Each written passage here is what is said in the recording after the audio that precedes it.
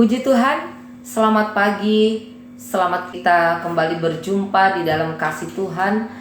Karena kasih-Nya, karena kemurahan-Nya kita boleh ada hingga saat ini.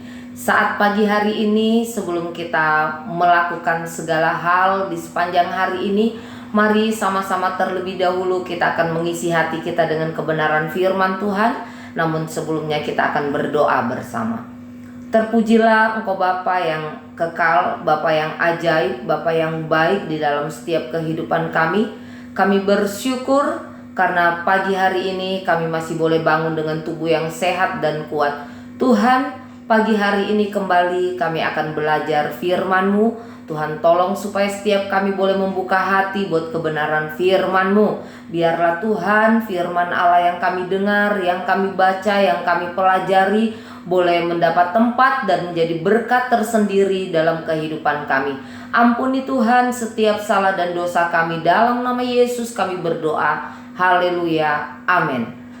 Selamat pagi Bapak Ibu Saudara yang dikasihi Tuhan. Pagi hari ini kembali kita akan sama-sama belajar kebenaran firman Tuhan yang saya ambil dari Kisah Para Rasul 17 ayatnya yang ke-27.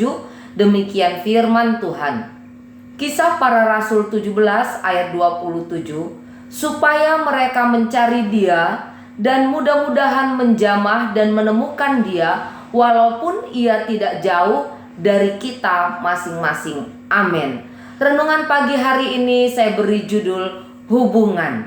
Bapak Ibu Saudaraku yang terkasih di dalam Tuhan Yesus Kristus, Athena adalah sebuah kota yang merupakan pusat dari filsafat, pusat dari pengetahuan, pusat dari kesenian yang terbaik, yang terkenal pada masa itu. Satu kali Rasul Paulus berkunjung ke kota Athena. Hatinya menjadi sangat pedih ketika ia berkunjung ke kota Athena.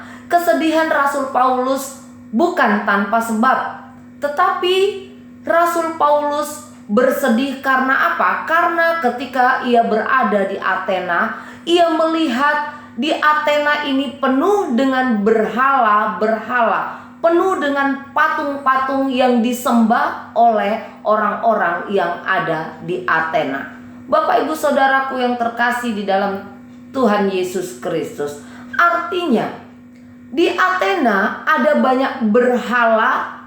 Di kota Athena ada banyak berhala yang dianggap sebagai Tuhan, namun sebenarnya bukan Tuhan yang sesungguhnya. Sekalipun firman Tuhan berkata bahwa Dia Tuhan, Dia Allah yang tidak jauh dari kita masing-masing, namun orang-orang Athena tidak dapat mengenali Allah yang sesungguhnya. Orang-orang yang ada di Athena tidak dapat mengenal Allah yang sebenarnya. Seorang penulis yang bernama Philip Yancey pernah berkata, hubungan apapun di dunia ini pasti pernah melibatkan masa-masa dekat dan masa-masa jauh, termasuk hubungan dengan Tuhan. Bukankah kita pun pernah mengalaminya? Kita pernah ada di masa-masa di mana kita memiliki hubungan yang sangat-sangat dekat dengan Tuhan. Demikian juga sebaliknya, kita pernah memiliki hubungan yang serasa sangat jauh dengan Tuhan. Hal ini tidak hanya berlaku dalam hubungan rohani, dalam hubungan kita dengan Tuhan. Bahkan kita pernah ada di masa-masa di mana kita sangat-sangat dekat dengan si A, si B, si C, atau sebaliknya. Kita sangat-sangat jauh dengan si A, si B, dan si C. Pernah ada di posisi merasa sangat dekat dengan Tuhan, namun demikian juga sebaliknya. Di Athena, Paulus menemukan sebuah mezbah yang bertuliskan kepada Allah yang tidak dikenal. Allah dekat, namun orang-orang di Athena tidak mengenalnya. Banyak patung-patung berhala di Athena menjadi bukti bahwa bagaimana sebenarnya orang-orang yang ada di Athena ini memiliki semangat untuk menyembah, untuk mencari Tuhan. Namun sayang, pencarian mereka jatuh pada penyembahan berhala, jatuh pada penyembahan Allah yang mati, bukan Allah yang sesungguhnya.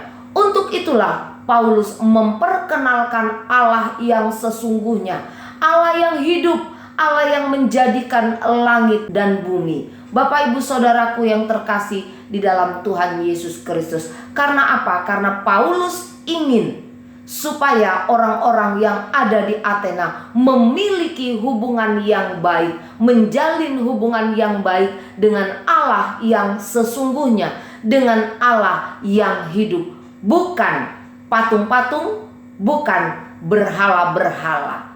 Hubungan apa yang sementara hari-hari ini kita alami yang sudah mulai renggang dan rusak? Apakah itu hubungan kita dengan Tuhan? Mari lewat kebenaran firman Tuhan kita belajar untuk memperbaiki, untuk memulihkan kembali hubungan itu. Cari Tuhan, semakin dekat dengan Tuhan. Dia Allah, tidak jauh dari kita. Mari ketika kita mendekat dengan Allah, maka Allah pun akan mendekat dengan kita. Amin. Sama-sama kita berdoa. Bapa yang baik, terima kasih buat kebenaran firman-Mu yang boleh kami dengar dan kami pelajari bersama. Tuhan, tolong kami kalau di hari-hari ini mungkin kami memiliki hubungan yang tidak baik dengan Tuhan, kami mulai jauh dengan Tuhan, padahal Engkau Allah yang dekat, Allah yang tidak jauh dari kami. Mari Tuhan ajar kami untuk mencari Tuhan, dan mencari Tuhan di hari-hari ini, sehingga kami memiliki hubungan yang dipulihkan dengan Engkau. Terima kasih Tuhan buat kebenaran firman-Mu. Biarlah apa yang kami dengar, apa yang kami pelajari tidak berlalu dengan sia-sia. Bapa yang baik, tolong sepanjang hari ini di dalam segala hal yang akan kami kerjakan, biarlah semua ada di bawah kendali Tuhan, ada di bawah pimpinan Tuhan. Ampuni Tuhan setiap salah dan dosa kami. Kami percaya, kami yakin bahwa segala hal yang akan kami kerjakan itu diberkati oleh Tuhan. Di dalam nama Yesus kami berdoa dan mengucap syukur. Haleluya. Amin. Selamat pagi dan Tuhan Yesus memberkati.